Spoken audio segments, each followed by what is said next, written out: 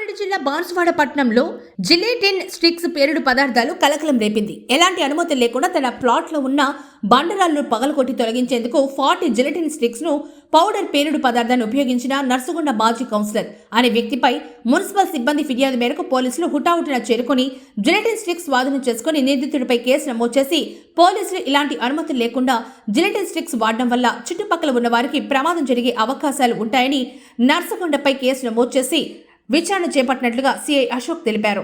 ఈ రోజున బాన్సువాడ మున్సిపాలిటీ పరిధిలోని బండగల్లి ప్రాంతంలో నర్సగొండ అనే మాజీ కౌన్సిలర్ తన యొక్క ప్లాట్లో బండరాలను తొలగించడానికి ఎక్స్పోజ్ జిలెటిన్ స్టిక్స్ వాడుతున్నట్లుగా సమాచారం మేరకు మున్సిపాలిటీ అధికారి శానిటరీ ఇన్స్పెక్టర్ సతీష్ వెళ్ళగా అక్కడ బండను తొలగించుటకు దాదాపు ఒక 40 జిలెటిన్ స్టిక్స్ మరియు వైర్లు పెట్టబడి ఉంది.